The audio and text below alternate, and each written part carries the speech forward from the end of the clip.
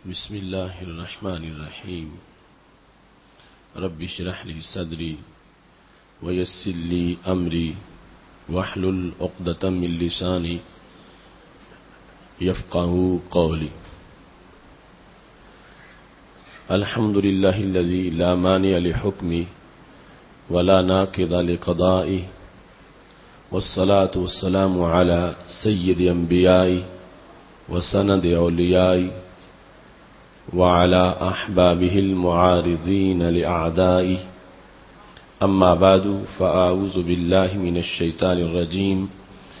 بسم الله الرحمن الرحيم. وإذا رأيتهم تعجبك أجسامهم وإن يقولوا تسمع لقولهم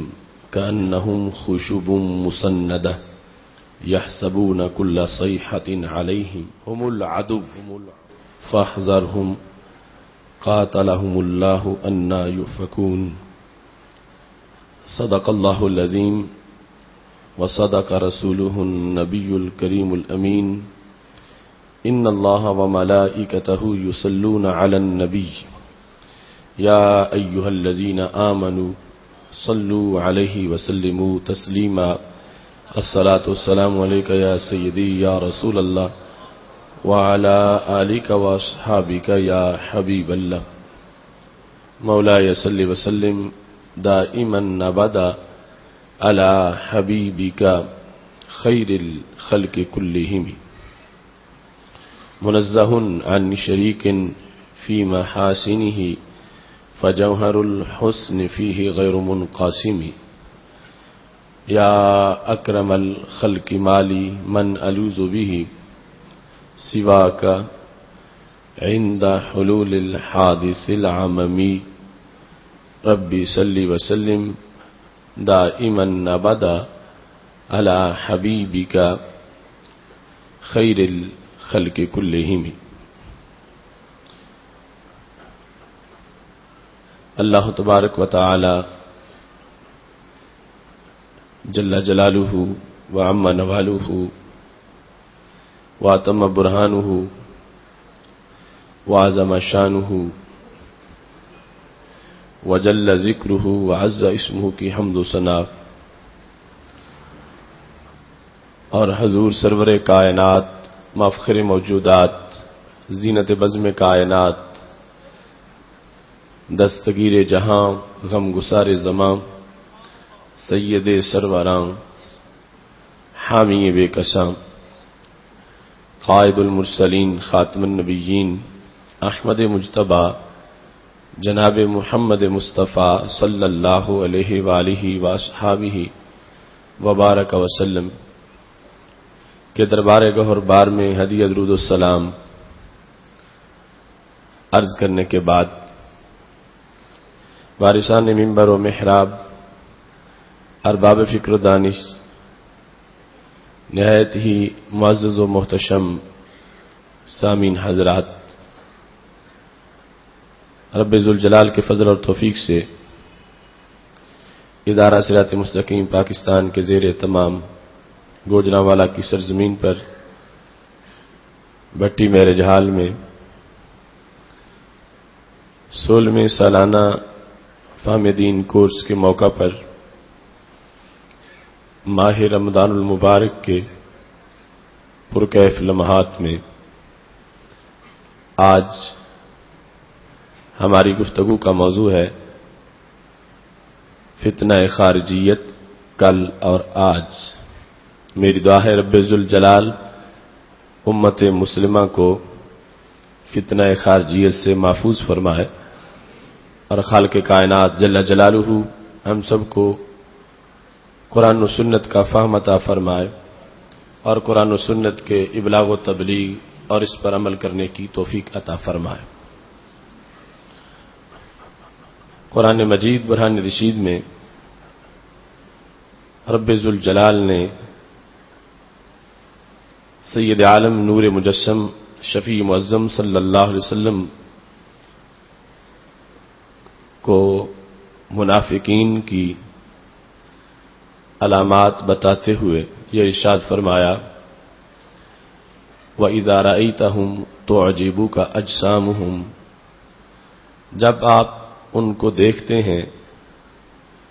تو ان کے جسم تجھے پسند آتے ہیں. وَإِن يَقُولُوا تَسْمَعْ لِقَوْلِهِمْ، اگر وہ بات کریں تو آپ ان کی بات کو سنتے ہیں. یعنی بات وہ اتنی بنا کے فصاحت کے ساتھ کرتے ہیں کہ آپ ان کی بات کی طرف توجہ کرتے ہو. کَأَنَّهُمْ خُشُبٌ مُّسَنَّدَةٌ، وہ جسم جو بظاہر بڑے خوبصورت ہیں لیکن بات نہ سمجھنے کے لحاظ سے کیسے ہیں، جیسا کہ وہ لکڑیاں ہیں جن کو دیوار کے ساتھ ٹیک لگا کے رکھ دیا گیا ہو. یحسبون کل صیحۃ علیہم، وہ ہر آواز اپنے بارے میں سمجھتے ہیں. یعنی انہیں خدشہ ہے کہ کہیں ان کے بارے میں آیات نازل نہ ہو جائیں. ہم العدو، اللہ فرماتا ہے یہ دشمن ہیں. فاحذرہم، محبوب ان سے بچتے رہیے. قاتلہم اللہ، اللہ انہیں مارے. ان یؤفکون، کیسے ہدایت سے ہٹا دیے گئے ہیں اور آگے پیچھے بھٹک رہے ہیں. سید عالم نور مجسم شفیع معظم صلی اللہ علیہ وسلم کی ظاہری حیات میں جس بیماری کا نام منافقت تھا، کچھ وقت بعد اسی کا نام خارجیت رکھا گیا. اور خارجیت کی علامات میں سر فہرست وہی علامات ہیں جو عہد نبوی ظاہری حیات میں منافقت کی علامات تھیں. اور اس کے ساتھ چونکہ اسلام کو آغاز ہی سے فرقہ واریت اور ایسے انتشار اور تفریق کا سامنا کرنا پڑ گیا، تو جب ایک طرف کچھ لوگ محبت اہل بیت اطہار رضوان اللہ علیہم اجمعین کے جھوٹے دعوے میں اپنی بدعقیدگی کو چھپانا چاہتے تھے، تو اس کی دوسری طرف ایک طبقہ حب صحابہ رضی اللہ تعالی عنہم کے جھوٹے دعوی میں اپنی بدعقیدگی کو چھپانے کا دھندا کر رہا تھا. اہل سنت کے دائیں بائیں یہ جو دو طبقات تھے، ایک کو رافضیت سے تعبیر کیا جاتا ہے اور دوسرے کو خارجیت سے تعبیر کیا جاتا ہے. یعنی رافضیت اہل بیت اطہار رضوان اللہ علیہم اجمعین کے ساتھ جھوٹی محبت کا دھندا تھا، جبکہ خارجیت بظاہر صحابہ کرام علیہم رضوان کے ساتھ اپنی محبت کا اظہار تھا جس میں ہرگز صداقت نہیں تھی. چونکہ معیار محبت تو رسول اللہ صلی اللہ علیہ وسلم کی ذات گرامی ہے، اور آپ کی نسبت سے اہل بیت بھی عظیم ہیں اور اصحاب بھی عظیم ہیں. تو جس وقت آپ کی نسبت معیار ہے تو پھر آپ کی نسبت کا احترام کرنے والا آپ کی ہر نسبت کا احترام کرتا ہے.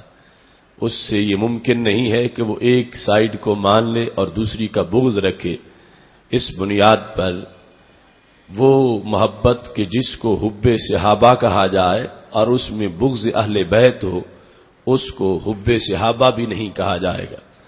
اور وہ محبت جس کو حب اہل بیت کہا جائے اور اس میں بغض صحابہ ہو تو اس کو حب اہل بیت بھی نہیں کہا جائے گا. حب اہل بیت وہی سچی ہے جس میں بغض صحابہ نہ ہو، اور حب صحابہ وہی سچی ہے جس میں بغض اہل بیت نہ ہو. تو اس کیفیت کو اہل سنت کے ساتھ تعبیر کیا جاتا ہے. تو اس بنیاد پر اہل سنت و جماعت جو شروع سے ایک حقیقی سچائی ہے اور حقیقت کی روشنی ہے، اس کے معتقدات کے خلاف جانبین سے حملے ہوتے رہے، اور آج بھی وہ سلسلہ جاری ہے. اس واسطے آج بھی ہم ان دو طرح کی بیماریوں کی نشاندہی کرتے رہتے ہیں اور جس کے نتیجے میں یقیناً اصلاح کا منظر سامنے آتا ہے۔ رافضیت کے لحاظ سے وہ گوجرا ضلع منڈی بہودین میں جو 6.5 گھنٹے کا خطاب ہوا تھا وہ اس مرض کی شفا کے لیے اللہ کے فضل سے کافی ہے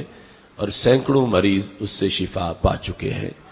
اور ایسے ہی خارجیت کے لحاظ سے عقیدہ توحید سیمینار کا جو لاہور میں انعقاد کیا گیا اور حضرت داتا گنجی بخش اجویری رحمۃ اللہ علیہ کی دہلیز پر عقیدہ توحید کا بیان ہوا تو خارجیت کے مرض سے بھی اللہ کے فضل سے سینکڑوں لوگوں کو شفا ملی ہے۔ آج کا موضوع بھی خارجیت کے لحاظ سے ہے کہ وہ جس کی پہلی شیپ منافقت تھی اور پھر خارجیت نام پڑا تو اس کے بعد اس کی علامات کیا ہیں، وہ کس طرح وہ فرقہ آگے چلا اور آج کون سے لوگ ہیں جن میں وہ علامات موجود ہیں اور خارجیت کا زہر اب بھی جسد ملت میں معاذ اللہ داخل ہو چکا ہے اور جس کے برے اثرات مسلم امہ کو دیکھنے پڑ رہے ہیں۔ اس سلسلہ میں خارجیت کی جو تعریف اور تعارف مختلف اکابر علماء نے اور امت نے ان کی علامات کو دیکھ کر اپنی کتابوں میں لکھا، اس کا خلاصہ یہ ہے، بالخصوص الاساس فی سنت و فقہ کے اندر اس چیز کی وضاحت کی گئی کہ خارجی ایک خارجیت عقیدہ بھی ہے اور ایک طرز زندگی بھی ہے۔ عقیدہ کے لحاظ سے یہ ہے کہ وہ اپنے سوا کسی کو مسلمان تسلیم نہیں کرتے اور کسی کو کافر قرار دینے میں بہت جلد بازی کرتے ہیں اور کثرت عبادت کا ڈنڈورا پیٹتے ہیں اور گلابی تقوی اس کے وہ علمبردار ہوتے ہیں اور عبادات کا اثر ان کے باطن تک داخل نہیں ہوتا اور ظاہر تک وہ عبادتیں محدود رہ جاتی ہیں۔ اپنے سوا نہیں مانتے تو حضرت علی رضی اللہ تعالی عنہ کے بھی ایمان کا انکار کر دیتے ہیں، یہاں تک کہ حضرت عثمان غنی رضی اللہ تعالی عنہ جیسی شخصیات پر بھی کفر کا فتویٰ لگا دیتے ہیں اور اس حد تک دین میں بظاہر شدید ہوتے ہیں کہ اپنے سوا سب کو صرف کافر ہی نہیں تسلیم کرتے بلکہ ان کے قتل کو جائز سمجھتے ہیں اور دین کے نام پر وہ مسلمانوں کا قتل عام کرتے ہیں، ان کی بیویاں چھیننا یہ جائز سمجھتے ہیں، ان کے مال کو لوٹنا حلال سمجھتے ہیں۔ اس طرح کی جو خارجیت کی علامات ہیں جو ان ساری جنگوں سے ظاہر ہوئی جو خارجیوں نے مسلمانوں کے خلاف جنگیں کی اور حجاز مقدس کی یہ آخری تاریخ جس میں ایک مخصوص مسلح حجاز پر برطانوی وزارت خارجہ کے معاہدے کے ساتھ مسلط ہوا، یہاں تک وہ خارجیت کی علامتیں اور پاکستان کی موجودہ صورتحال جس میں مسلم امہ کا قتل جائز قرار دے کر ٹارگٹ کلنگ سے علماء، مشائخ اور ہر طبقہ کے لوگوں کو قتل کیا جا رہا ہے، یہ ساری وہ تاریخی نشانیاں ہیں جس سے خارجیت کو پہچانا جا سکتا ہے۔ اس کے ساتھ ہی خارجیت کی جو بڑی بڑی علامات ہیں ان میں سے اگر خلاصہ بیان کیا جائے تو کہا گیا الورع الجاہل، جاہل انداز کی پرہیزگاری، التشدد المنبعث عن قوت نفس لا عن قوت ایمان، وہ سختی کہ جس کا تعلق اندرونی درندگی سے ہو نہ کہ قوت ایمان سے ہو۔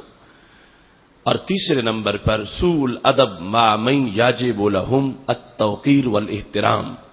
کہ جن ذوات کا ادب لازم ہے ان کی بے ادبی کرنا، یہ خارجیت کی بڑی بڑی علامات ہیں۔ اب یہ علامات جن احادیث سے اخذ ہے اور جن تعلیمات سے ان کا پتہ چلتا ہے، آج کی گفتگو صرف اس مختصر سے خاکے سے متعلق ہے کہ یہ فتنہ کیسے چلا،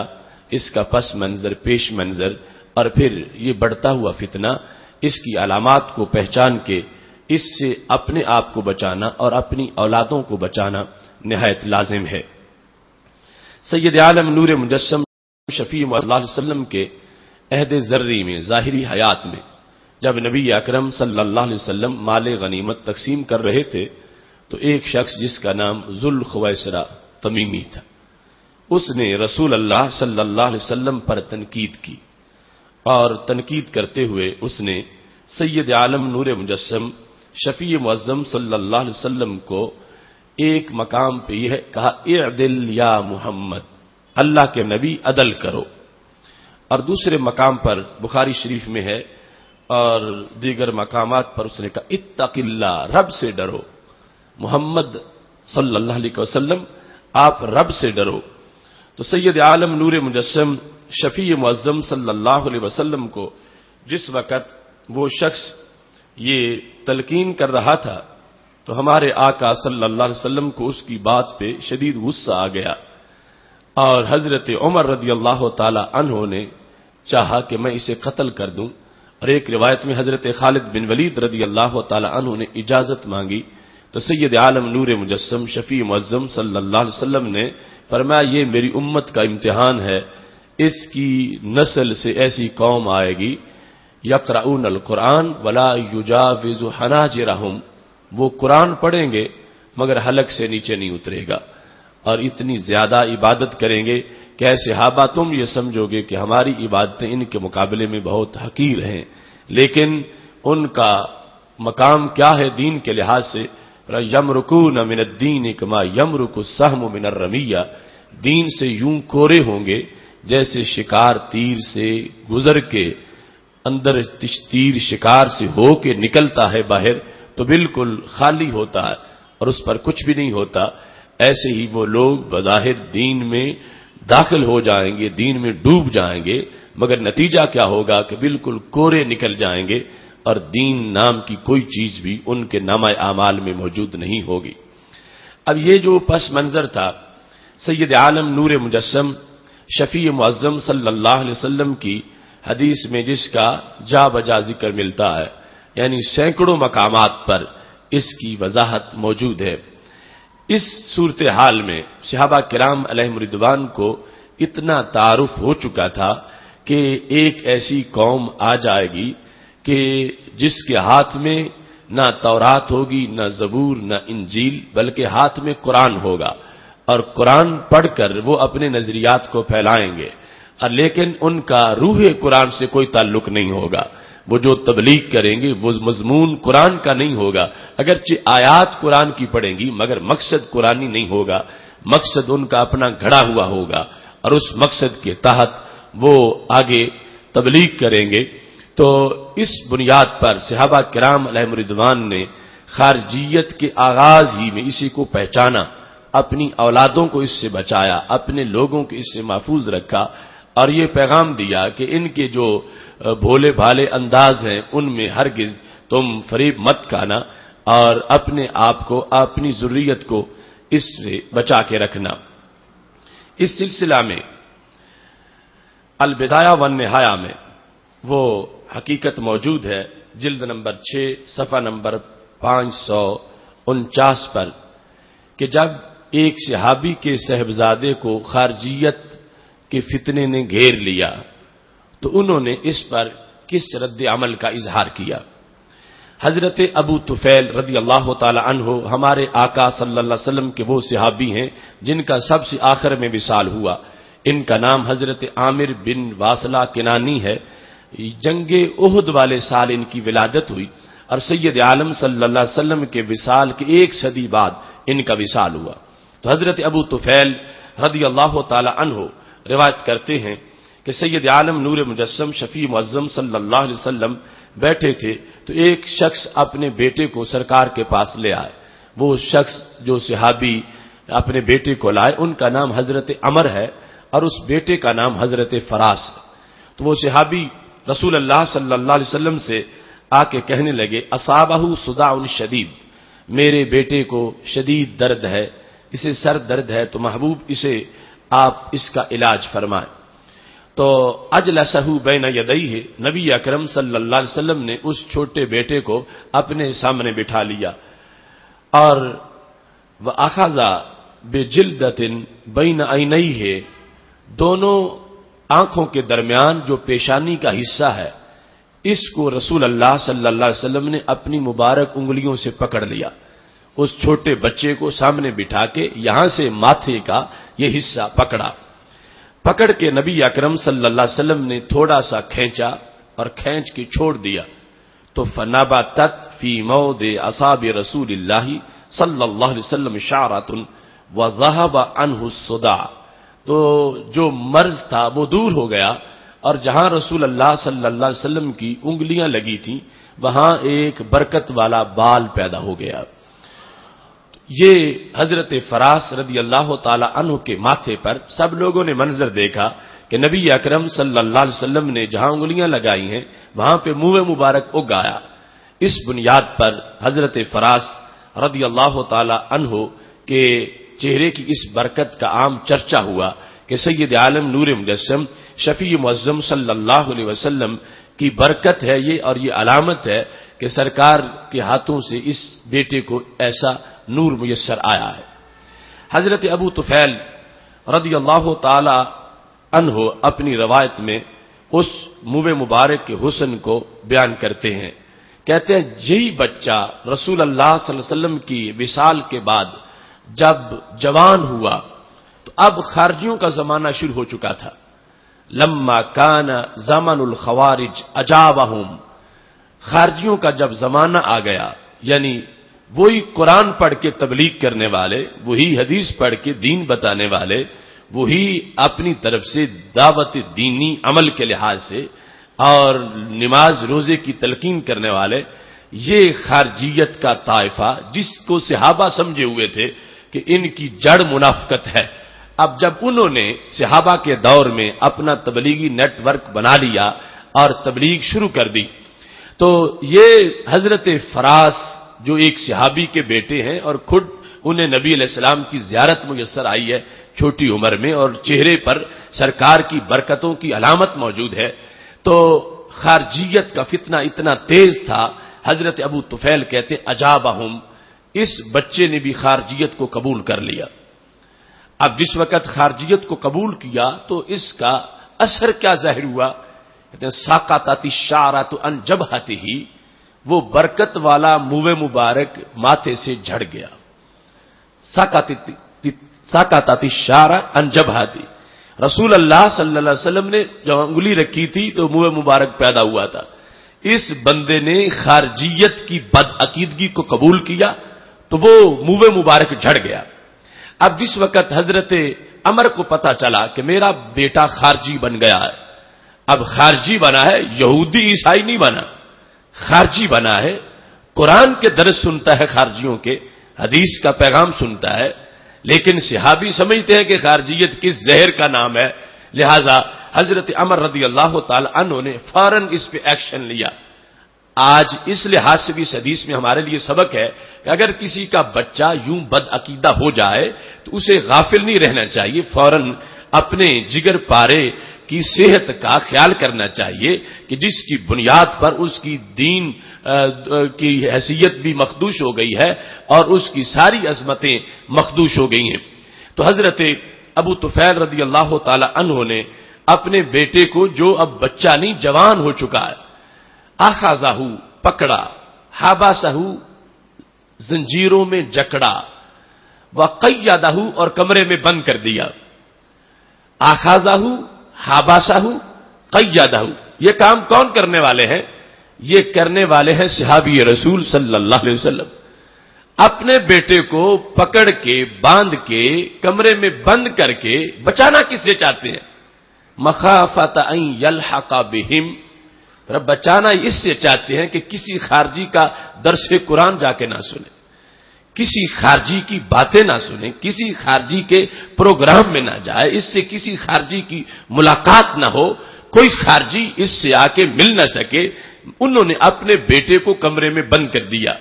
اب صدیوں کا فاصلہ ابھی نہیں گزرا، ابھی تو کل رسول اللہ صلی اللہ علیہ وسلم کا وصال ہوا ہے. اسی بیٹے کے ماتھے پر سرکار کی انگلی سے منہ مبارک اگا تھا. اب یہ خارجیت قرآن پڑھ کے، حدیث پڑھ کے، دینی دعوت دے کے، نماز روزے کے غلاف میں اپنی بدعقیدگی کا زہر کا پیالہ جس وقت ینگ جنریشن کو پلا رہی ہے، تو صحابہ نے سب سے پہلے اس پر اپنے رد عمل کا اظہار کیا۔ آخر صحابہ سے بڑھ کر کھلا دماغ کس کا ہو سکتا ہے، اور صحابہ سے پڑھ کر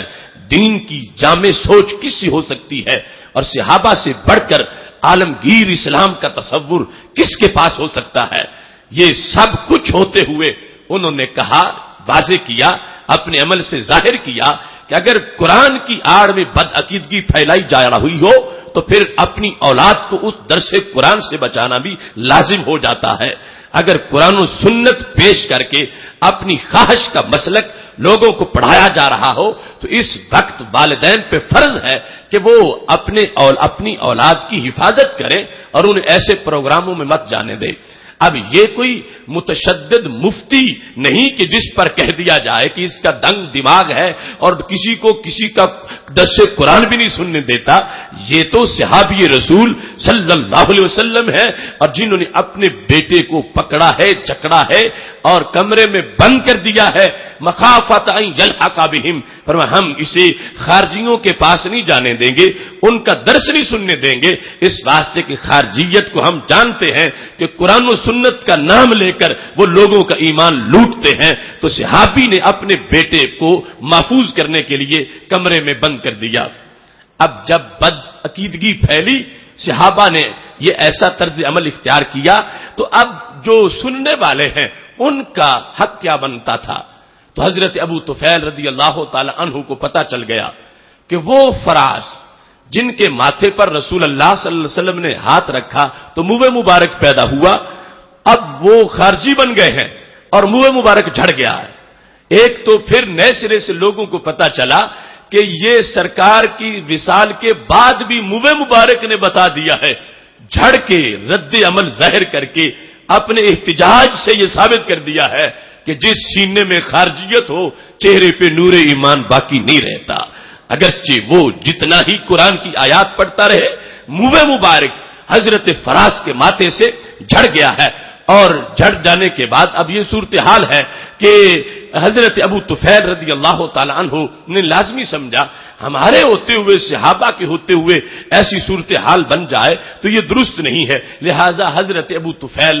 حضرت فراس کو سمجھانے اس کمرے میں داخل ہوئے جہاں ان کی ابا جی نے ان کو بند کر رکھا تھا۔ حضرت ابو طفیل نے جا کر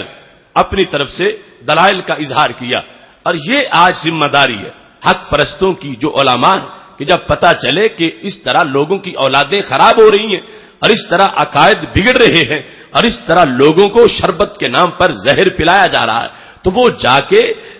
دلائل پیش کر کے لوگوں تک بات پہنچا کے اس بد عقیدگی کا علاج کریں۔ یہ نہ کہہ دیں کہ میرا بیٹا تو بد عقیدہ نہیں، اگر کسی کا ہو گیا ہے تو مجھے کیا، یہ نہ کہہ دیں میرا عقیدہ تو صحیح ہے، اگر معاشرے میں زہر گھولا جا رہا ہے تو مجھے کیا نہیں۔ حضرت ابو طفیل نے فوراً جو ایکشن لیا تو قیامت تک کے علماء کو یہ پیغام دیا کہ تمہارے ہوتے ہوئے اگر ایسی صورتحال ہے تو یہ تم پہ لازم ہے کہ تم اس حقیقت کو واضح کر کے لوگوں کو بتاؤ کہ یہ صورتحال ہے حقیقت میں، اور اس کو بدل کے لوگ پیش کر رہے ہیں۔ اگر ایک انسان بھی جو بد عقیدہ ہو چکا ہے کسی کے سمجھانے سے خوش عقیدہ بن جائے گا تو پوری کائنات کے صدقے سے بڑا ثواب میسر آئے گا۔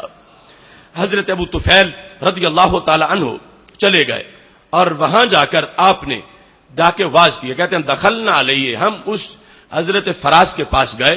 وعظناہ، ہم نے واز کیا۔ اب یہاں سے یہ بھی سمجھ لیں کہ یہ کوئی خارجیت کی حقیقت نہیں کہ آج لوگ جس وقت متاثر ہو جاتے ہیں تو کوئی کہے کہ ہم سچے ہیں تو پھر ہی لوگوں کو پھنسا لیتے ہیں، اگر ہم جھوٹے ہوتے تو پھر لوگوں کو اثر کیوں ہوتا؟ یہ کوئی سچائی کی دلیل نہیں، خارجیت تو ایک بولا پن ہے اور جسے یہ کاٹتی ہے اس پر اثر ہوتا ہے، یہاں تک کہ وہ بیٹا جس نے نبی علیہ السلام کا دیدار کیا ہوا ہے وہ صحابی ہے، لیکن خارجیت کا زہر وہاں بھی اثر اس کا کر گیا ظاہر، اور وہ ثابت ہوا کہ فراس جو ہے انہوں نے خارجیت کو قبول کر لیا۔ لیکن حضرت ابو طفیل رضی اللہ تعالی عنہ نے اس زخمی انسان کو جو مرہم لگایا تو یہ واضح کر دیا کہ اگر جتنا بھی یہ بولا پن ہے اس کا کاٹنا، پھر بھی اسلام اسلام ہے، حقیقت حقیقت ہے۔ جب سمجھایا جائے تو اللہ تبارک و تعالی خزاؤں کو بہاروں میں تبدیل فرما دیتا ہے۔ حضرت ابو طفیل کہتے ہیں وعظناہ، ہم نے واعظ کیا، وقلنا لہ، اب دلیلیں دے رہے ہیں تو وہ مان ہی نہیں رہے،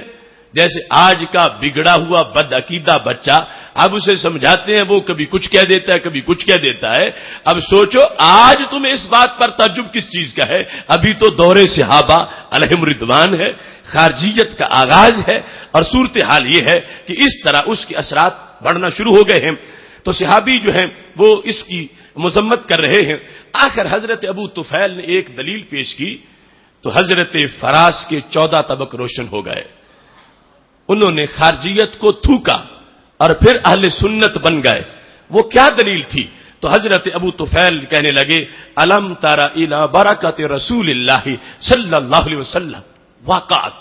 چلو باقی دلیلیں تم اپنی جگہ رہنے دو، فراس یہ تم نہیں سوچ رہے کہ جو تمہارے ماتھے پہ وہ نور والا منہ مبارک تھا، اگر خارجیت سچائی ہوتی تو وہ جھڑ کیوں جاتا؟ جب تم خارجی بنے ہو، جب تم بد عقیدہ بنے ہو، جب تم نے ہمارے والا رستہ چھوڑا ہے، جب تم خارجیوں کے درس سن کے تم نے خارجیت کو قبول کیا ہے، جو تمہارے ماتھے سے منہ مبارک جھڑ گیا ہے، یہ اس بات کی دلیل ہے کہ جو پہلے مسلک تھا وہ سچا تھا، اور جو تم نے اب خارجیت کی شکل میں قبول کیا وہ جھوٹا ہے۔ لہذا اس بنیاد پر خارجیت کو جہنم کے شعلے سمجھو اور خارجیت سے تائب ہو جاؤ تاکہ اللہ پھر تمہیں پہلی والی برکتیں عطا فرما دے۔ اب صحابی رسول صلی اللہ علیہ وسلم حضرت ابو طفیل رضی اللہ تعالی عنہ نے جس وقت یہ بات پیش کی، دلیل پیش کی، کہتے ہیں فلم نزل حتی رجع ان رأیہم، فرمایا ہم اس وقت تک کمرے سے باہر نہیں نکلے جب تک کہ حضرت فراس نے خارجیت سے توبہ نہیں کر لی۔ اب انقلاب آ گیا، خارجیت کے بعد پھر جس وقت اہل سنت کا عقیدہ حضرت فراس کا بنا تو حضرت ابو طفیل رضی اللہ تعالیٰ عنہ جو صحابی رسول صلی اللہ علیہ وسلم ہے وہ کہتے ہیں ہم خود اس بات کے گواہ ہیں، فرد اللہ تلک الشعرۃ الی جبہتی اذ تابا، جو ہی حضرت فراس نے توبہ کی ہے اللہ نے منہ مبارک پھر ماتھے پہ لگا دیا ہے۔ اب دیکھو کتنا بڑا انقلاب، فساد کے بعد اصلاح، اور یہ ہے اصلاح، اور عقیدے کی اصلاح اصل اصلاح ہے جس پر آگے جا کے پھر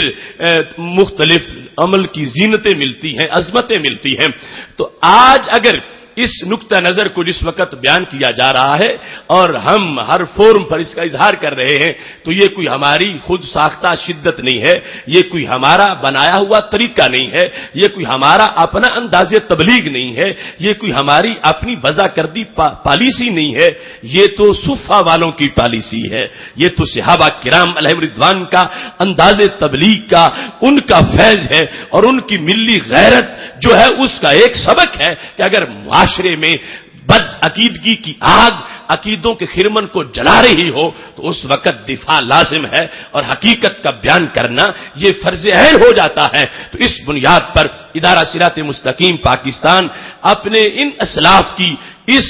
دی ہوئی تحریک کو آگے بڑھاتے ہوئے آج جہاں کہیں بھی مسلک کی حدود کی خلاف ورزی ہوتی ہے اور عقیدے کی دولت کو لوٹنے کے لیے کوئی ڈاکہ ڈالتا ہے یا نقب زنی کرتا ہے تو ہم اپنی چھوٹی سی حیثیت کے مطابق یہ کوشش کرتے ہیں کہ لوگوں کو بتا دیا جائے کہ چور چوری کر رہا ہے،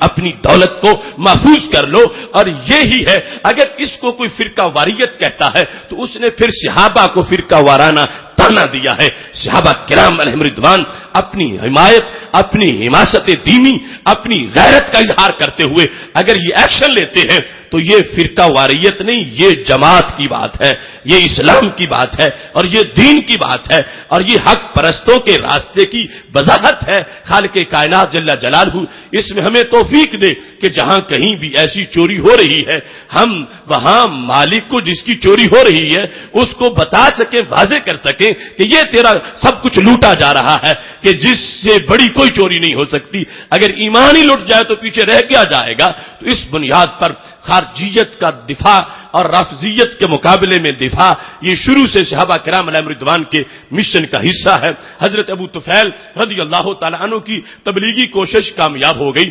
اگرچہ خارجیت ایک بولا پن ہے مگر سنت سے بڑی کوئی صحت نہیں ہے، قرآن سے بڑی کوئی شفا نہیں ہے، اور جس وقت دلیل سے بات کی جاتی ہے تو آج بھی اللہ کے فضل سے بہاریں آتی ہیں، دلوں کے داغ مٹ جاتے ہیں اور اللہ اپنے ابر کرم سے خوشبو میں عطا فرما دیتا ہے۔ محتشم سامعین حضرات، اب یہ خارجیت جس انداز میں اس وقت بڑھنے لگی اور آگے صحابہ کرام علیہم رضوان اس کو روک رہے ہیں۔ صحابہ کرام علیہم رضوان سید عالم نور مجسم شفیع معظم صلی اللہ علیہ وسلم سے اس کا پس منظر جانتے ہیں، لیکن آج چونکہ زمانہ کافی گزر چکا، صدیاں آ گئیں، آج ایک عام سا انسان، عام سامع، عام قاری، عام کسی کی بات سننے والا، عام کسی کے درس سننے والا، وہ صرف ظاہر کو دیکھتا ہے کہ درس دینے والا بڑا بااعتماد نظر آ رہا تھا اور ایک بڑی مسجد کا خطیب ہے یا ایک بڑا سکالر ہے یا سامنے قرآن رکھا ہے، وہ آیات قرآن پڑھ رہا ہے، وہ احادیث پڑھ رہا ہے اور وہ عمل کی دعوت دے رہا ہے اور بات بڑی میٹھی ہے اور زبان بڑی اچھی ہے اور لہجہ بڑا پرتاثیر ہے اور جنت کے منظر بڑے اچھے انداز میں پیش کر رہا ہے اور جہنم سے ڈرا رہا ہے، تو ایک عام انسان بیچارہ اس کے دام تزویر میں پھنس جاتا ہے اور ایسی تقریروں کے عوض میں اپنا ایمان بیچ آتا ہے اور اپنے عقیدے کی بولی لگا دیتا ہے۔ تو اس واسطے چونکہ زمانہ بیچ میں آ گیا تو جو کچھ صحابہ کرام علیہم رضوان نے ہمیں علامتیں بیان کی وہ ہم لوگوں کے سامنے بتائیں، ان کو پڑھائیں، ان کو سکھائیں تاکہ پتہ چلے ہر بڑے مینار والی مسجد کا خطیب لازمی نہیں سچا ہو سکتا ہے وہ قرآن پیش کر کے واردات کر رہا ہو، ہر جس نے درس قرآن کی محفل سجا رکھی ہے یا کوئی کورس کرا رہا ہے ضروری نہیں کہ وہاں نور بھی ہو، تقویٰ بھی ہو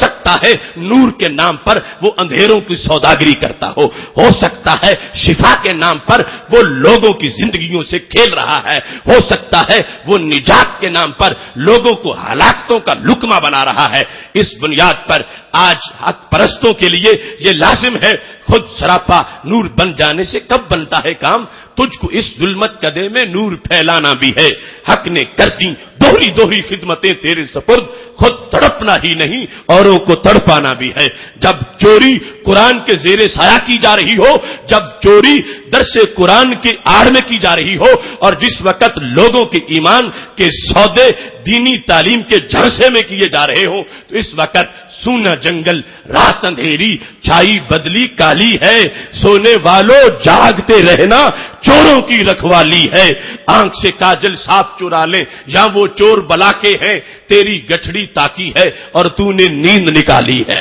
اس واسطے بیدار ہو کے اپنا سفر زندگی طے کرنا ہے، خود بھی بچنا ہے اور لوگوں کو بھی اس برائی سے محفوظ رکھنا ہے۔ اس سلسلہ میں سید عالم نور مجسم شفیع معظم صلی اللہ علیہ وسلم کے پاس وہ شخص جس نے جا کے تبلیغ کی تھی، اس کی تبلیغ اور اس کا جو انداز بخاری شریف اور دیگر مقامات پر لکھا ہے اس کا ایک منظر سامنے رکھیے۔ وہ شخص کیسا تھا؟ بخاری شریف جلد نمبر 1 صفحہ نمبر 472 پہ لکھا ہے کہ وہ شخص رجل غائر العینین، اس کی آنکھیں اندر دھنسی ہوئی تھیں، مشرف الوجنتین، اور رخسار اور گال بڑے بھارے تھے، ناتل جبین، اور اس کا جو ماتھا تھا وہ اٹھا ہوا تھا، علیہ صوبان، یہ مسند امام احمد میں اس کی علامت ہے، علیہ صوبان ابیضان، اس نے سفید کپڑے پہنے ہوئے تھے، بین عینیہ اثر السجود، آنکھوں کے درمیان سجدوں کا نشان موجود تھا۔ اب دیکھو کتنا بظاہر تقوی، ماتھے پر سجدوں کی محراب اور دل کیسا، بیڑیوں سے بھی زیادہ تاریک تر، سید عالم نور مجسم شفیع معظم صلی اللہ علیہ وسلم کے پاس جا کر وہ تبلیغ کر رہا ہے، تو اس کا مطلب کیا بنا کہ پتہ چلا خارجیت کی ایک علامت یہ بھی ہے کہ تبلیغ وہاں کرتے ہیں جہاں تبلیغ کی گنجائش نہ ہو۔ اب بظاہر تو یہ بات اچھی ہے نا، کسی کو کہیں اے دل عدل کر، کسی کو کہیں اتق اللہ، خدا سے ڈر، اچھا پیغام ہے، مگر یہ اس پر حضرت عمر نے تلوار کیوں نکال لی؟ اس پر نبی علیہ السلام کو غصہ کیوں آ گیا؟ کیوں؟ تبلیغ وہاں کرتا ہے جہاں گنجائش تبلیغ کرنے کی نہیں ہے۔ اب یہ کہنا کہ عدل کر، عدل کرو اللہ کے نبی، تو اس سے یہ ثابت کیا نا پہلے تم نہیں کر رہے، اب کرو، تمہارا تقوی اتنا نہیں جتنا میرا تقوی ہے۔ یہ کہنے والا ظاہر کر رہا ہے کہ اللہ کے نبی میں نہیں چپ رہ سکتا، یہ جو کچھ تم کر رہے ہو میں ٹوکوں گا۔ تو اس نے معاذ اللہ یہ گستاخی کی، اس نے رب ذوالجلال کے محبوب علیہ السلام کے سامنے اپنے تقوی کا جو اسے بخار چڑھا ہوا تھا اس کا اظہار کر دیا۔ تو پتہ چلا ایک تقوی ذوالخویسرہ کا تقوی ہے، جس کو گلابی تقوی کہا جاتا ہے، کہ جس کے اندر گستاخی ہے، جس کے اندر بیماری ہے، جس کے اندر توہین رسالت ہے، اور ایک انداز تبلیغ وہ ہے کہ اتنا تبلیغ کا ہیضہ ہو چکا ہے کہ پتہ ہی نہیں کہ تبلیغ کرنی کہاں ہے۔ اب جو اپنے ولادت کے بعد حضرت سیدہ حلیمہ رضی اللہ تعالی عنہا کا دودھ پیتے وقت بھی اپنے بھائی کا حصہ چھوڑ دے، اب اعلان نبوت کے بعد انہیں عدالت کے مشورے دیے جائیں تو یہ توہین نہیں تو اور کیا ہے۔ اس واسطے سید عالم نور مجسم شفیع معظم صلی اللہ علیہ وسلم نے فرما دیا، من یعدل اذا لم معدل ویحک او ویلک، تباہ ہو جائے تو، مجھے تو کہتا ہے کہ میں عدل کروں، اگر میں نے نہیں کیا تو پھر کر کون سکتا ہے؟ تو سید عالم نور مجسم شفیع معظم صلی اللہ علیہ وسلم نے یہ جو آگے سے بات کی، اور حضرت خالد بن ولید یا حضرت عمر رضی اللہ تعالیٰ عنہ نے جو تلوار پکڑی، تو اس میں واضح کر دیا کہ ضروری نہیں کہ جو اچھی بات کر رہا ہو وہ سچا بھی ہو، ضروری نہیں کہ جس کے لفظ اچھے ہیں اس کی کا انداز اور نیت بھی صحیح ہو۔ اب دیکھو آج بھی ایک جماعت ایسی ہے کہ جس کی تبلیغ کا وہی انداز ہے جو ذوالخویسرہ کی تبلیغ کا انداز تھا۔ اگر مطلقاً تبلیغ ذریعہ نجات ہے تو پھر ذوالخویسرہ کے بارے میں تلوار کیوں نکالی گئی؟ پھر نبی علیہ السلام نے ذوالخویسرہ کے بارے میں کیوں کہا کہ اس کی ذریت سے ایک نسل آئے گی، ایک کچھ قوم آئے گی کہ جو قرآن بڑا پڑھیں گے مگر حلق سے اوپر اوپر پڑھیں گے اور دل تک اس کا اثر نہیں ہوگا۔ تو سید عالم نور مجسم شفیع معظم صلی اللہ علیہ وسلم کی روشن آنکھ قیامت تک کے ایسے کردار دیکھ رہی تھی اور خبر دے دی کہ کبھی تبلیغ کے جھانسے میں بھی کسی کے سامنے شکار نہ ہو جانا۔ ان کا پیچھے پس منظر موجود ہے، اس تبلیغ کا تعلق صوفہ سے نہیں، اس کا تعلق ذوالخویسرہ سے ہے کہ وہاں کی جائے کہ جہاں اس کی گنجائش نہیں ہے۔ اب ذوالخویسرہ نے لفظ بولے ہیں، سید عالم نور مجسم شفیع معظم صلی اللہ علیہ وسلم نے اس پر رد عمل ظاہر کیا۔ بخاری شریف کے 12-13 مقامات، باقی تمام کتابوں میں 12 سینکڑوں ماخذ میں یہ حدیث شریف موجود ہے۔ تو سید عالم نور مجسم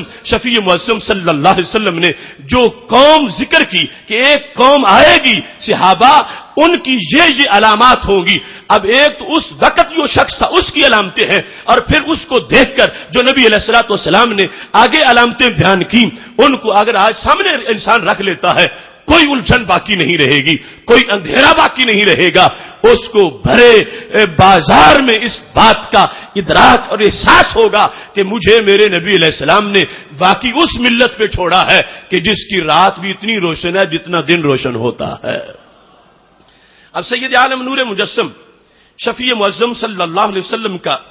یہ فرمان اور اس کے بعد کی علامات کو بیان کرنے سے پہلے ایک اور حدیث تمہارے سامنے پیش کرتا ہوں تاکہ بات اچھی طرح سمجھ آ جائے، چونکہ آج بہت سے لوگوں کے مزور اور گھڑے ہوئے تقوی کے نیچے مارے گئے، لوگوں کے پراپوگنڈے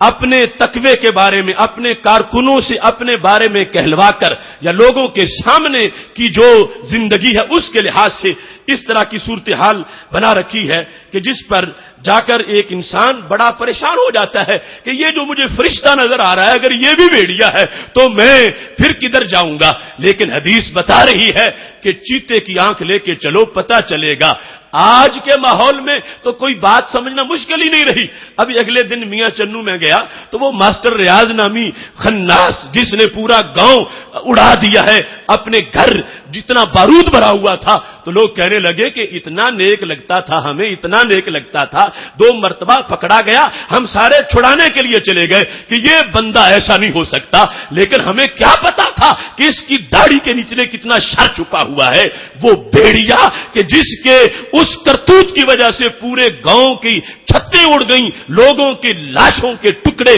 جا کے درختوں کے ساتھ اٹک گئے، اب اوپر اس نے کور داڑھی کا چڑھایا ہوا تھا اور لباس تبلیغ کا پہنا ہوا تھا، لیکن اندر شر کتنا تھا کہ جس کی وجہ سے وہ خون جو کعبۃ اللہ سے مقدس ہے اتنا بے دریغ بہ گیا۔ اور اب تو اس کے جو منصوبے تھے آگے وہ بہت بڑے آگے بھیانک تھے۔ تو اس طرح کی صورتحال میں چونکہ عام لوگ جو ہے ان کو پتہ نہیں چلتا، جب سمجھایا جاتا ہے کہ ایسے لوگوں سے دور رہو، کہتے ہیں نہیں بڑے بھولے والے ہیں، اللہ والے ہیں، بڑی میٹھی باتیں کرتے ہیں اور بڑے اچھے طریقے سے سمجھاتے ہیں، لیکن اندر کی صورتحال کے بارے میں چونکہ معلوم نہیں ہو سکتا، تو اس واسطے خارجیت کی علامات ذہن میں رکھ کر سرکار کے دیے ہوئے نور سے کوئی اگر انسان سوچے گا تو اندھیروں کا قیدی نہیں رہے گا، اسے ضرور سویروں کی معراج حاصل ہو جائے گی۔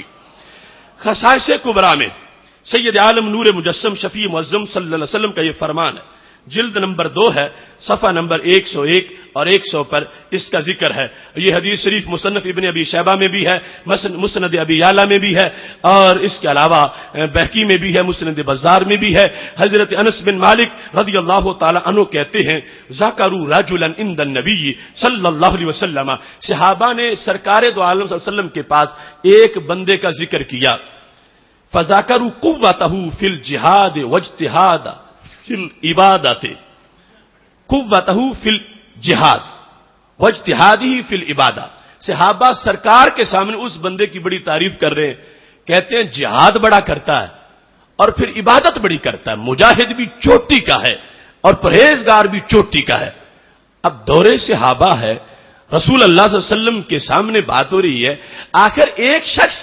مجاہد ہے تو وہ سرکار سے دور کیوں ہے؟ چوٹی کا پرہیزگار ہے تو سرکار کے پاس آ کے بیٹھتا کیوں نہیں؟ صحابہ نے جب بڑی تعریفیں کی کہ سرکار عجیب انسان ہے، وہ بڑا ہی پرہیزگار ہے اور پھر متقینی مجاہد بھی بڑا ہے، جہاد بھی بڑا کرتا ہے اور نمازیں بھی بڑی پڑھتا ہے۔ سید عالم نور مجسم شفیع معظم صلی اللہ علیہ وسلم نے سنا، ابھی رد عمل ظاہر نہیں کیا تھا، تو اتفاق یہ ہے کہ وہ آدمی مجلس کے قریب آ گیا جس کا تذکرہ ہو رہا تھا، اذا ہم بالرجل مقبل، بس آگے کی طرف بڑھ رہا تھا۔ تو اب دور سے جب رسول اللہ صلی اللہ علیہ وسلم نے دیکھا تو صحابہ نے کہا یہی ہے وہ جس کا ہم ذکر کر رہے ہیں، کمال درجے کا انسان ہے، بڑی عبادت کرتا ہے اور بڑا ہی مجاہد ہے۔ فقال النبی صلی اللہ علیہ وسلم انی لا ارى فی وجهه صفعة من الشیطان، صحابہ اس کے چہرے پر تو شیطان کی پھٹکار نظر آ رہی ہے۔ تم کہتے ہو صوفی بڑا ہے اور مجاہد بڑا، صفا کہتے ہیں گرد و غبار کو، فرمایا شیطانی غبار، اس کے چہرے پہ نحوست ہے، لعنت ہے اس کے چہرے پر، اور دھتکارا ہوا اس کا چہرہ ہے، اور تم کہتے ہو کہ یہ عبادت بڑی کرتا ہے۔ اب سید عالم نور مجسم شفیع معظم صلی اللہ علیہ وسلم کا علم اپنا علم ہے، صحابہ نے جو ظاہر دیکھا تھا وہ بیان کر دیا۔ میرے نبی علیہ السلام جانتے ہیں کہ اندر سے بیڑیا کتنا ہے، اوپر نماز کا غلاف چڑھایا ہوا ہے، اوپر روزے کی چادر لی ہوئی ہے، اوپر جہاد کا آڑ اس کی بنائی ہوئی ہے۔ اب میرے محبوب علیہ الصلوۃ والسلام نے فلما دنا، دیکھا جب وہ قریب آیا وہ شخص، سلم، سلام کہا۔ اب نبی علیہ الصلوۃ والسلام صحابہ کے سامنے اس کے دل کو کھول کے پیش کرتے ہیں۔ پھر صحابہ سننا، اب میں تمہیں بتاتا ہوں۔ فقال له رسول اللہ صلی اللہ علیہ وسلم هل حدثت نفسك بانه ليس في القوم احد خير منك، دل کی بات بتاؤ، جب تم یہاں مجلس میں آئے ہو کیا تم نے دل میں یہ نہیں کہا کہ اس پوری محفل میں مجھ سے بڑھ کے کوئی پرہیزگار نہیں؟ کیا تم نے دل میں نہیں سوچا اس بات کو، یہ بات تم نے دل میں نہیں کہی؟ قال نعم، کہتا ہاں میں نے کہی ہے۔ اب دیکھو وہ محفل جس میں صدیق و عمر بھی بیٹھے ہیں، عثمان و علی بھی بیٹھے ہیں، جس میں صحابہ کرام علیہم رضوان ہیں، خود رسول اللہ صلی اللہ علیہ وسلم بیٹھے ہیں، اور وہ دل میں کہہ رہے مجھ سے بڑھ کے کوئی پرہیزگار نہیں، جتنا میں پرہیزگار ہوں. یعنی اس کو اپنے دل میں جو خیال آیا ہے اور جو گلابی تقوی اس کا تھا اور جو باطن کا مریض تھا، یہ نبوت کا کمال ہے کہ یہ صرف ظاہر نہیں دیکھتی، باطن کھول کے بیان کر دیتی ہے. سید عالم نور مجسم شفیع معظم صلی اللہ علیہ وسلم نے غیب کی خبر دے دی، اور صحابہ جو سے متاثر ہوئے تھے ان کو بتا دیا کہ یہ ہے جس کو تم کہہ رہے ہو کہ عبادت بڑی کرتا ہے اور جہاد بڑا کرتا ہے. اس سے بڑھ کے بدبخت کون ہے کہ جو اللہ کے نبی سے اپنے آپ کو بڑا سمجھتا ہے، اللہ کے نبی کے خلفاء سے اپنے آپ کو بڑا سمجھتا ہے. اتنا گھمنڈ ہے اس کو اپنے تقوی کا، اپنی پرہیزگاری کا، کہ وہ اس انداز میں سوچ رہا ہے اور دل میں بول رہا ہے کہ یہ سارے فضول بیٹھے ہیں معاذ اللہ، ان میں سے کوئی بھی نہیں جو راتوں کو اتنا جاگتا ہو جتنا میں جاگتا ہوں، اور ان میں سے کوئی بھی نہیں جو اتنا پرہیزگار ہو جتنی پرہیزگاری مجھے میسر ہے. اب جس وقت سید عالم نور مجسم شفیع معظم صلی اللہ علیہ وسلم نے یہ خبر دی تو ساتھ کیا ہوا؟ اب اس شخص نے سن لیا کہ میرے بارے میں ایسا کہا گیا، اگر کچھ بھی دل میں روشنی ہوتی تو فوراً گر جاتا، جھک جاتا، توبہ کرتا، معافی مانگتا کہ مجھے ناجائز خیال آیا، میں جو کچھ کرتا رہا ہوں محبوب تم جانتے ہو، صحابہ مجھے اور سمجھتے ہیں لیکن تجھے میری حقیقت کا پتہ ہے، اس واسطے تم نے میرے چہرے کی پھٹکار کا بھی ذکر کر دیا، لیکن ابھی میرے مرنے میں تو ابھی یہ آخری لمحہ نہیں تھا، میری وقت تو باقی، تو میں ابھی توبہ کر لیتا ہوں. لیکن خارجیت ایک تکبر ہے، ایک غرور ہے، اللہ کے نبی کے مقابلے میں ایک اکڑ کا نام ہے، لہذا اس نے کوئی معذرت نہیں کی، اس نے کوئی اپنی طرف سے درخواست پیش نہیں کی اور فوراً بس سینہ تان کے محفل سے نکل گیا. سید عالم نور مجسم شفیع معظم صلی اللہ علیہ وسلم نے فرمایا من یقوم الیہ فیقتلہ. اب فیصلے سرکار کے ہیں. اس ذوالخویشرہ کے بارے میں کہہ دیا کہ اسے چھوڑ دو، تلوار حضرت عمر کے ہاتھ میں ہے، مگر اسے قتل نہیں کرنے دیا. لیکن اب فرما کون ہے جو اس بندے کا سر اتارے؟ کس کا؟ جسے صحابہ نے عابد و زاہد کہا، جسے صحابہ نے بڑا مجاہد کہا، اور جو آیا تو سرکار نے دل اس کا بتا دیا، چہرے پر جو پھٹکار تھی وہ بتا دی. اب وہ نکلا تو فوراً مسجد میں داخل ہو گیا. اب اس نے بارگاہ نبوت میں بیٹھنا پسند نہیں کیا، اس نے یہ پارٹیشن کرنا چاہیے، ادھر نبی بیٹھا ہے، میں رب کے دربار میں جا کے سجدہ ہوں، میرا اپنا رب ہے، میرے اپنے تعلقات ہیں. وہ ادھر جا کے مسجد میں داخل ہوا ہے، ادھر سرکار دو عالم صلی اللہ علیہ وسلم نے فرما دیا من یقوم الیہ فیقتلہ، کون ہے جو اٹھ کے جائے اور اسے جا کے قتل کر دے. لہذا سید عالم نور مجسم شفیع معظم صلی اللہ علیہ وسلم کے کہنے پر قام ابو بکر سیدنا صدیق اکبر رضی اللہ تعالیٰ عنہ اٹھے، فن تالا کا گئے، فوجدہ یصلی، لیکن دیکھا وہ تو نفل پڑھ رہا ہے. اب دیکھو یعنی گلابی تقوی اور یہ ظاہری پرہیزگاری، سرکار سے معذرت نہیں کی اور نفل جا کے شروع کر دیے. اسے اس وقت بھی جو وقت نفل کا نہیں تھا، وقت سرکار کی بارگاہ میں توبہ کا تھا کہ معذرت کرتا، لیکن اس نے یہ ظاہر کیا کہ یہ اور ہیں، رب کے دربار میں میں اپنا معاملہ رکھتا ہوں، میرا ڈائریکٹ تعلق ہے، میں نفل رب کے پڑھتا ہوں. اب وہ نفل پڑھ رہا ہے. حضرت صدیق اکبر رضی اللہ تعالیٰ عنہ گئے تو دیکھا کہ نفل پڑھ رہا ہے، تو اب سوچا کہ سرکار دو عالم صلی اللہ علیہ وسلم سے پوچھ لوں کہ حالت نماز میں بھی مار دوں یا پھیرے سلام تو پھر ماروں. تو چھوڑ کے واپس رسول اللہ صلی اللہ علیہ وسلم کے دربار میں پہنچ گئے تو کہہ دیا یا رسول اللہ صلی اللہ علیہ وسلم وہ تو وجدت یصلی، نماز پڑھ رہا تھا. تو نبی علیہ السلام نے فرمایا آپ بیٹھ جائیں. ایکم یقوم الیہ فیقتلہ، کون ہے جو جائے اور اس کو قتل کر دے؟ فقام عمر، حضرت عمر رضی اللہ تعالیٰ عنہ کے کھڑے ہو گئے اور گئے تو ابھی سلام نہیں پھیرا تھا. آ کے انہوں نے بھی کہہ دیا یا رسول اللہ صلی اللہ علیہ وسلم میں نے اس کو دیکھا ہے تو وہ تو نماز پڑھ رہا ہے، اگر حکم ہے اس کو اس حالت میں قتل کرنے کا، کیونکہ پہلے وضاحت نہیں ہوئی تو میں اس کو قتل کر دوں. آپ نے فرمایا ایکم یقوم الیہ فیقتلہ، اب کون ہے جو اس کو قتل کرے گا؟ اب فقام علی، حضرت سیدنا علی رضی اللہ تعالیٰ عنہ کھڑے ہو گئے. رسول اللہ صلی اللہ علیہ وسلم نے دیکھا کہ اب علی کھڑے ہوئے ہیں، فرمایا انت ان ادرکتہ، ہاں تم کر لوگے اگر تمہیں مل گیا تو. فذهبا، حضرت علی گئے، فواجدہ قد انصرفا، دیکھا سلام پھیر کے بھاگ بھی چکا. اب دو اصحاب کے جانے پر نماز پڑھ رہا ہے، تیسرے پہنچے ہیں تو سلام پھیر کے غائب ہو چکا ہے. فراجا، واپس آئے. فقال رسول اللہ صلی اللہ علیہ وسلم، تو نبی علیہ السلام نے فرمایا ھذا اول قرن خرج من امتی، یہ پہلا سینگ ہے جو میری امت سے نکلا. یہ بندہ جس کو تم صالح سمجھتے رہے، جس کو تم مجاہد سمجھتے رہے، جس کے جہاد پر تم متاثر ہو گئے، یہ پہلا شیطانی سینگ ہے میری امت کے اندر. فرمایا لو قتلتہ مختلف اسنان بعدہ من امتی، اے علی اگر آج تم اس کو قتل کر دیتے، قیامت کے دن تک میری امت میں دو بندوں کا بھی اختلاف نہ ہوتا. اختلاف آج ختم ہو جاتا، اختلاف آج مارا جاتا. تو اس میں حکمت تھی، تدبیر تھی، جس بنیاد پر یعنی اللہ کا طے شدہ قیامت تک کا نظام ہے کہ پہلے دو کے جانے تک وہ نماز پڑھ رہا ہے اور تیسرے کے جانے تک وہ پڑھ کے جا چکا ہے. یعنی قیامت تک جو ہمارا امتحان ہونا تھا اس کے پیش نظر رب ذوالجلال نے اسے اس انداز میں وہاں سے نکال دیا ہے. اب وہاں سے یہ سلسلہ شروع ہو گیا اور یہ خارجیت کا سلسلہ تقویٰ کی آڑ میں شروع ہوا، نمازوں کی آڑ میں شروع ہوا، لیکن بغض رسالت کا مرض شروع سے پہلے دن میں موجود ہے اور توہین رسالت کا دھندا سب سے بڑا ان کا منصوبہ ہے. اس پر نماز کا لیبل لگا لیں پھر بھی، روزے کا لگا لیں پھر بھی، جہاد کا لگا لیں پھر بھی، یا تبلیغ کا لگا لیں پھر بھی، وہ سارے غلاف ہیں. اندر جو کچھ ہے وہ یہ ہے جس کو سید عالم نور مجسم شفیع معظم صلی اللہ علیہ وسلم نے خود بیان فرمایا ہے. اب جس وقت وہ ذوالخویسرہ تمیمی جس کا پہلے ذکر کیا، جس نے آ کر یہ کہا تھا اعدل، عدل کرو، یا کہا تھا اتق اللہ، نبی علیہ الصلوۃ والسلام نے اس کی قوم جو اس کی اولاد آئے گی جو علامتیں بیان کی تھیں، وہ علامات بھی حدیث شریف میں موجود ہیں. ان کو سن لو گے تو پھر مفہوم زیادہ قریب ہو جائے گا. پھر تمہیں آج کے ماحول میں وہ چہرے پہچاننے آسان ہو جائیں گے کہ جن کو کل وہ خارجیت کا لفظ بولا جا رہا تھا اور خارجیت کی نشانیوں میں ان کو واضح کیا جا رہا تھا. اس سلسلہ میں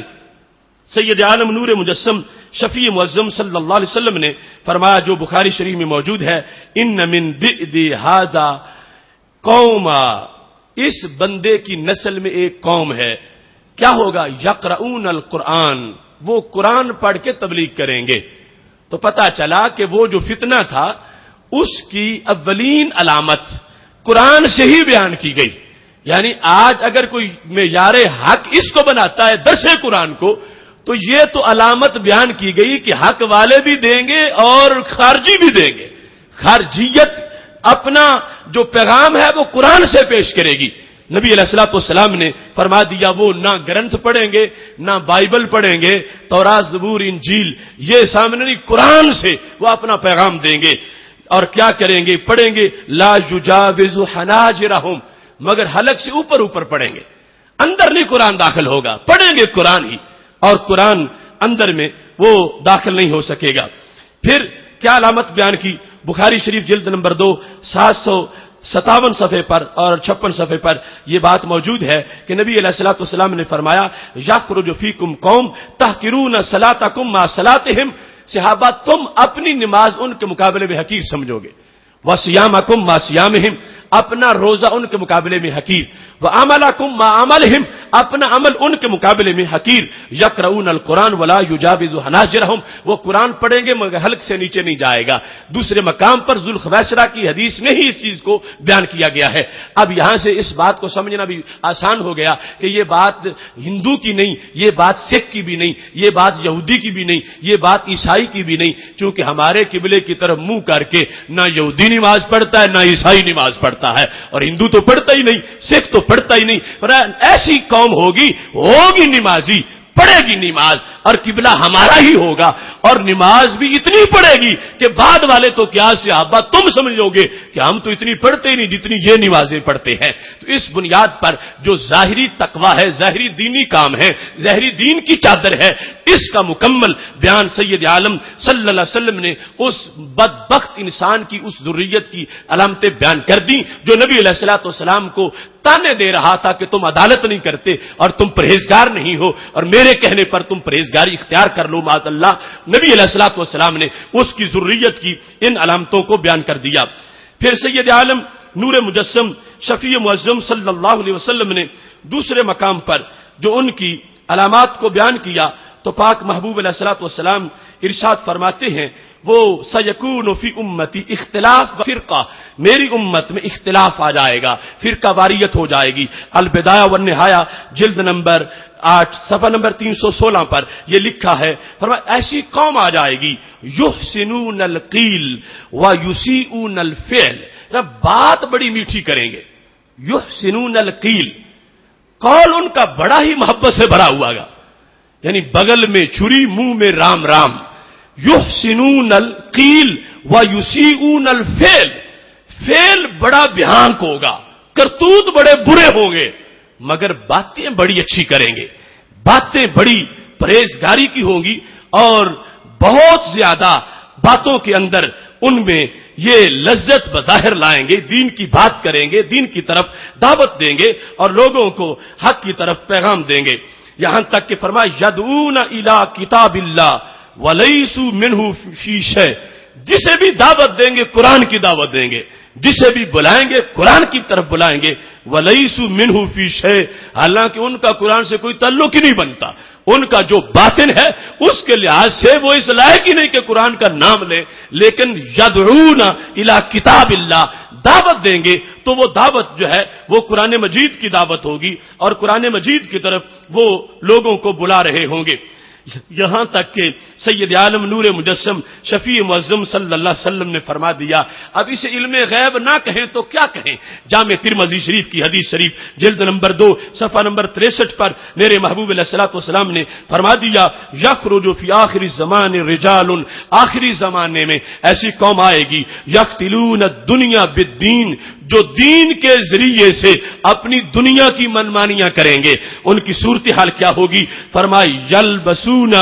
للناس جلوس الدأن من اللین، فرمایا وہ بھیڑ جیسی کھال پہن لیں گے، دان کہتے ہیں بھیڑ کو، فرمایا ایسے نرم رویے والے، ایسے بھولے بھالے، ایسے جیسے تمہیں وہ بستر اٹھائے نظر آتے ہیں، فرمایا اس طرح کے وہ نرم انداز میں بات کرنے والے، السنتہم احلی من السکر، ان کی زبانیں چینی سے بھی میٹھی، وقلوبہم قلوب الذئاب، دل بھیڑیوں جیسے۔ یہ سید عالم نور مجسم شفیع معظم صلی اللہ علیہ وسلم کے الفاظ، یہ جامع ترمذی، زبان چینی سے بھی زیادہ میٹھی اور دل بھیڑیوں سے بھی زیادہ درندے، زبان چینی سے زیادہ میٹھی جب تبلیغ کرنے آئے، اور جب دھماکے کرنے آئے تو دل بھیڑیوں سے زیادہ درندے، جب لو لہان کرنے آئے ملت کو تو دل بھیڑیوں سے بھی زیادہ درندے، جب روزے داروں کو حالت روزہ میں قتل کرے دل بھیڑیوں سے بھی زیادہ درندے، جب سکول کے بچوں کے لاشیں تڑپائیں دل بھیڑیوں سے زیادہ درندے، جب ہسپتالوں کے مریضوں پر موت بن کے گرے دل بھیڑیوں سے بھی زیادہ درندے، جب قبروں سے مردوں کو نکال کر لاشیں چوکوں میں لٹکائیں تو دل بھیڑیوں سے بھی زیادہ درندہ ان کا جو ثابت ہو جائے گا۔ تو سید عالم نور مجسم شفیع معظم صلی اللہ علیہ وسلم نے واضح طور پر یہ جو جامع ترمذی میں علامات موجود ہیں فرمایا ایسا کہ بڑا زیرک بندہ بھی حیران رہ جائے گا کہ ایسا بھی ہو سکتا تھا، ایسا داڑھی والا، ایسا امامے والا، ایسا انسان بھی کیا اتنا درندہ، اتنا واشی اور اتنا ہٹلر سے بڑا ظالم و جابر، اور اس انداز کا وہ اپنے عہد کا کہ ساری عہد جاہلیت کے ظلم بھی شرما جائیں، کیا ایسا ہو سکتا تھا؟ انسان تعجب میں پڑ جائے گا، حیرت میں پڑ جائے گا، مگر نبی علیہ الصلوۃ والسلام کی حدیث سننے والے کو حیرت نہیں ہوگی، اس واسطے کہ سرکار نے ساری علامتیں پہلے ہی خود بیان فرما دی ہیں۔ اب یہاں پر فرمایا وہ یلبسون للناس جلود الدأن من اللین، لین کہتے ہیں نرمی کو، ہے بھیڑیے اوپر چمڑا کھال بھیڑ کا رکھیں گے، اوپر بھیڑ والی کھال ہوگی، اندر دل بھیڑیے والا ہوگا۔ کون؟ یہودی، عیسائی، ہندو، سکھ؟ نہیں، سرکار فرماتا میری امت میں ہوگا، میری امت کے اندر جو علامتیں بیان کی ہیں۔ اب مجھے اس کے بعد کسی وضاحت کی کیا ضرورت ہے، جب سرکار دو عالم نور مجسم شفیع معظم صلی اللہ علیہ وسلم نے یہاں تک بیان فرما دیا، اور پھر ساتھ سید عالم صلی اللہ علیہ وسلم نے فرمایا سیماہم التحلیق، ان کی علامت شعار ان کا روڈا سر ہے اور ٹنڈ، جو ایک جماعت اپنا پورا شعار بنائے ہوئے ہے۔ السنتم احلی من السکر، زبانیں شہد سے، چینی سے زیادہ میٹھی، اور دل بھیڑیوں جیسے۔ اور جب اس صورتحال میں ہے تو پھر وہ کونے سر والے، اور جس وقت بھیڑیے کے روپ ہیں تو پھر وہ بالوں والے سر والے۔ وہ اس انداز کی جو صورتحال تھی، یہ میں سرکار دو عالم صلی اللہ علیہ وسلم کے الفاظ پڑھ رہا ہوں، دل میں، روح میں یہ ٹھنڈک ہے۔ کیا علم ہے میرے نبی علیہ السلام کا، تیری نظر خارزار شب میں گلاب تحریر کر چکی تھی، اجاڑ نیندوں کے خواب میں انقلاب تحریر کر چکی تھی، میرے ذہن کے فلک پر جو سوال چمکے تو میں نے دیکھا، تیرے زمانے کی خاک ان کے جواب تحریر کر چکی تھی۔ یہ صورتحال ہے۔ سید عالم نور مجسم شفیع معظم صلی اللہ علیہ وسلم نے ارشاد فرما دیا، آج ان علامات کے لحاظ سے بھی تمہیں مزید اس کی وضاحت کر دینا چاہتا ہوں کہ ہمارے آقا صلی اللہ علیہ وسلم نے کوئی کسی کو بھول نہیں رہنے دی۔ اگر پھر بھی کوئی آنکھیں بند کرتا ہے تو اس کی اپنی مرضی ہے۔ آج کوئی شخص کسی مسجد کے نمازیوں کو دیکھ کر اس کی خطیب کی حقانیت کو سمجھے،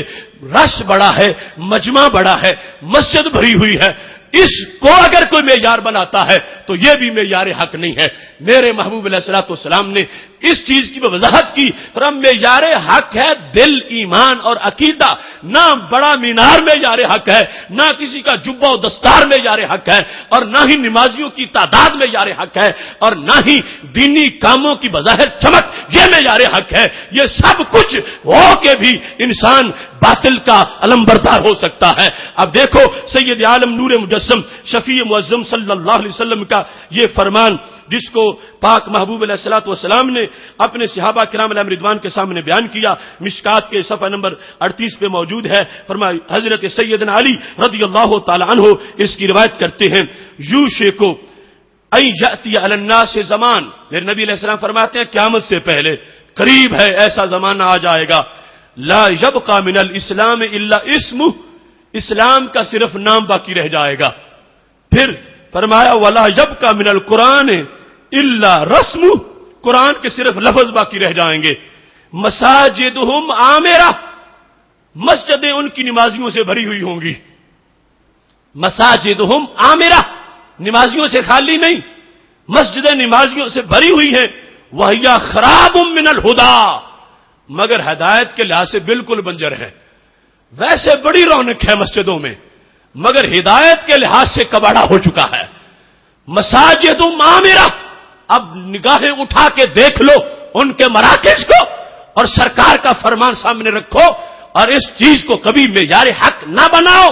ہاں حق والوں کو اپنی بھرنی چاہیے، لیکن کسی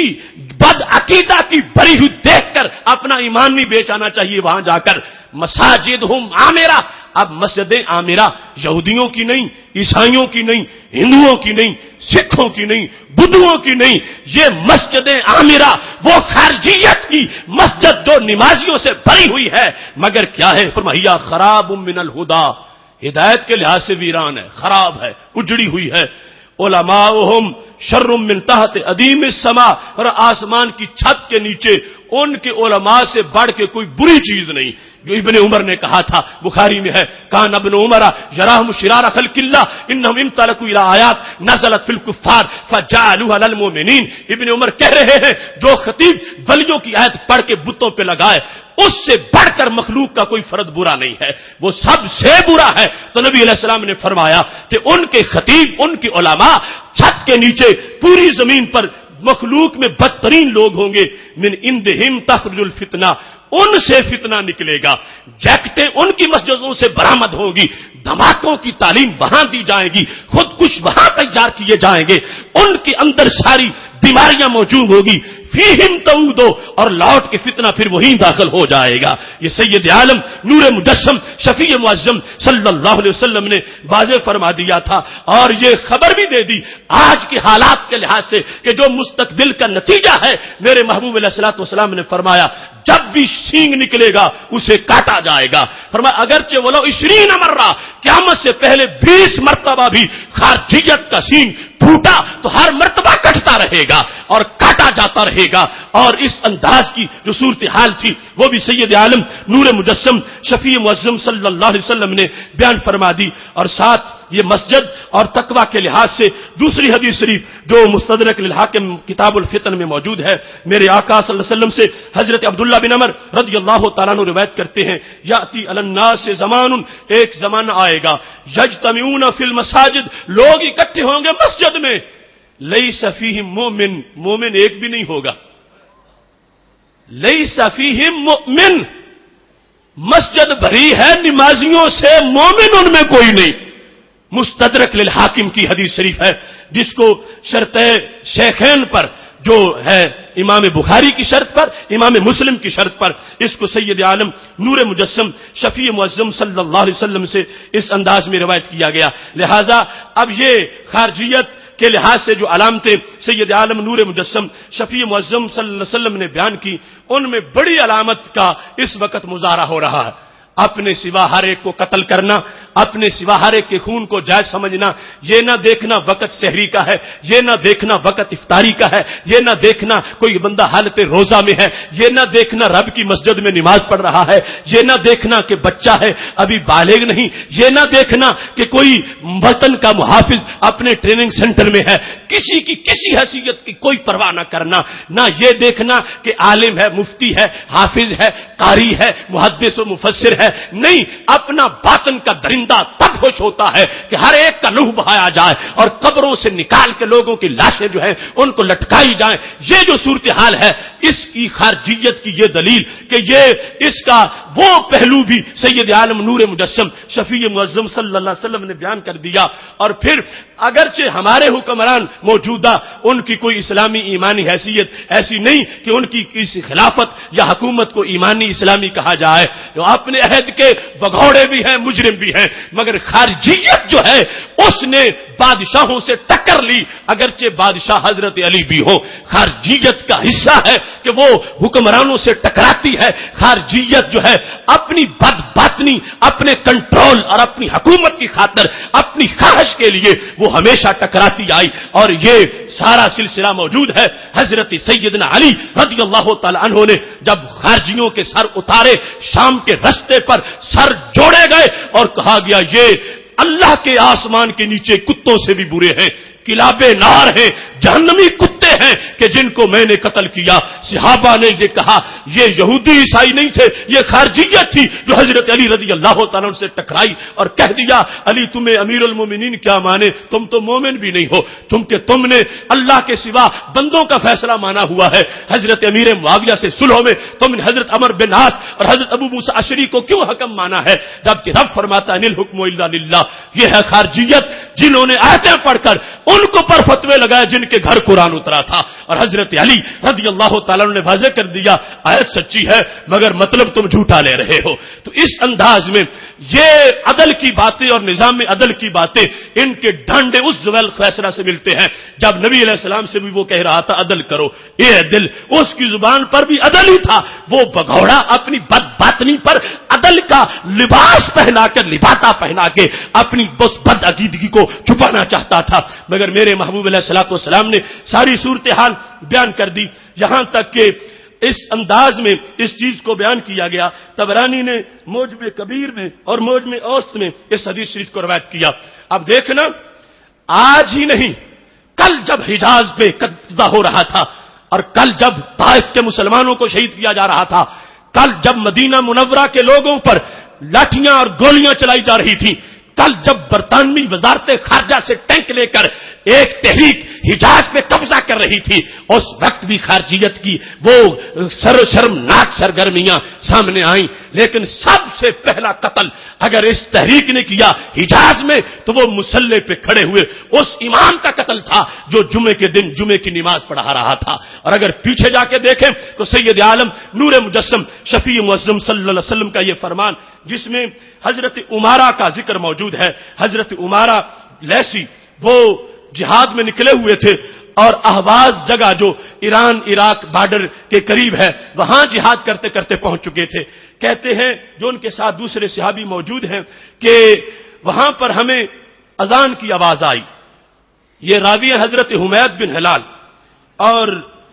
یہ روایت کرتے ہیں کہ کئی دن ہو چکے تھے ہمیں جماعت نہیں ملی تھی، تو ہمیں جب اذان کی آواز آئی تو سامع صوت الاذان فقال واللہ ما لی عہد بصلاۃ بجماعۃ من المسلمین منذ ثلاث، کہ حضرت عمارہ کہنے لگے 3 دن ہو گئے ہیں مجھے جماعت کے ساتھ نماز پڑھنے کا شرف نہیں ملا، جہاد میں آگے بڑھ رہا ہوں، اس آبادی میں اذان کی آواز آئی ہے تو میں جا کے جماعت سے نماز پڑھاتا ہوں۔ جب آگے پہنچے تو وہاں جا کر آپ نے جس وقت دیکھا نماز پڑھنے کا ارادہ کیا تو وہ مسجد خارجیوں کی تھی۔ یہ بصرہ کوفہ اس علاقے میں پرانے اڈے تھے خارجیوں کی، ہرورہ بستی جو ان کا کوارٹر تھا بڑا وہ عراق کے اندر تھا۔ اب وہاں پر جس وقت گئے تو مسجد خارجیوں کی تھی۔ اب انہوں نے دیکھتے ہی ایک صحابی کو کیا کہا، کہنے لگے ما جابک یا عدو اللہ، اے رب کے دشمن کیوں آئے ہو ادھر؟ حضرت عمارہ لیسی جو صحابی رسول صلی اللہ علیہ وسلم ہے اور جہاد کرتے وہاں پہنچے ہیں، اذان کی آواز سن کے مسجد میں گئے ہیں اور مسجد کے بھیڑیے کہتے ہیں یا عدو اللہ ما جابک، تمہیں کون سی چیز ادھر لے آئی ہے اے اللہ کے دشمن؟ اب نہ پوچھا ہے تمہارا عقیدہ کیا ہے، تم کون ہو؟ اب صحابی ہیں، ظاہر ہے چہرہ اسلامی ہے، داڑھی ہے، سب کچھ ہے، مگر دیکھتے ہی وہ خارجی کہتے ہیں اللہ کے دشمن تم ادھر کیوں آئے ہو؟ تو آپ نے حضرت عمارہ لیسی جو ہیں انہوں نے کہا، کہنے لگے کہ بڑا تم عجیب لوگ ہو، ما انتم اخوانی، میں تو تمہیں اپنا بھائی سمجھ رہا تھا، میں نے تو وہ اذان سنی مسجد نبوی والی تو میں تو نماز پڑھنے آ گیا اور تم تو میرے بھائی ہو مگر تم مجھے عدو اللہ کہہ رہے ہو، اللہ کا دشمن۔ اب آگے سے جواب کیا آیا، کہتے انت اخو الشیطان، تو ہمارا بھائی کیسے ہو سکتا ہے، تو شیطان کا بھائی ہے۔ یہ اس مسجد والوں نے حضرت عمارہ کو جواب دیا۔ پہلے کہا تم عدو اللہ ہو، انہوں نے کہا نہیں میں تو تمہارا بھائی ہوں، انہوں نے کہا نہیں تو شیطان کا بھائی ہے۔ اب شیطان کا بھائی، اتنا خارجیت کو اپنے عقیدے پہ گمنڈ ہے کہ اپنے سوا سے ابھی کو بھی کافر مانتے۔ اب جس وقت حضرت عمارہ رضی اللہ تعالیٰ عنہ نے یہ بات سنی تو انہوں نے ساتھ دھمکی بھی دے دی، انہوں نے کہا لنقتلنک، ہم تجھے قتل بھی کریں گے، تو شیطان کا بھائی ہے، تو مسجد میں نماز پڑھنے آیا، ہم تجھے نماز نہیں پڑھنے دیں گے، ہم تجھے قتل کریں گے، لنقتلنک، ضرور قتل کریں گے۔ اب حضرت عمارہ نے سوچا عجیب بات ہے، میں نماز پڑھنے آیا تھا، میں سر دینے تو نہیں آیا تھا، سر جھکانے آیا تھا۔ اب راوی ساتھ ہیں حضرت حمید، وہ کہتے ہیں کہ حضرت عمارہ نے ان کو سمجھایا اور کہنے لگے، بڑا عجیب جملہ بولا، اما تردون منی بما رضی بہ رسول اللہ صلی اللہ علیہ وسلم، او دین کے چیکرو تم بڑے چیکر ہو یا اللہ کے نبی دین کو زیادہ جانتے ہیں؟ تم نے میرے دین کا انکار کر دیا، میرے ایمان کا انکار کر دیا، کیا تم اس چیز پہ راضی نہیں ہو جس پہ اللہ کے نبی راضی ہو گئے تھے؟ سرکار نے جس بنیاد پر مجھے سرٹیفکیٹ دے دیا دین کا، کیا تمہارے نزدیک وہ سند صحیح نہیں ہے؟ اما ترضون، کیا تم اس پہ راضی نہیں ہو جس چیز پہ اللہ کے نبی راضی ہو گئے تھے؟ تو انہوں نے پوچھا کیا کس چیز پہ راضی ہو گئے تھے؟ تو حضرت عمارہ نے کہا اتیتہ وانا کافر، میں ان کے پاس آیا تھا اس وقت میں کافر تھا، فشہدت اللہ الہ الا اللہ وانہ رسول اللہ، میں نے حالت کفر میں وہاں جا کر یہ کلمہ پڑھا تھا تو سرکار نے مجھے مومن ہونے کی ڈگری دے دی تھی، تو سرکار جب مان گئے تم کیوں نہیں مانتے؟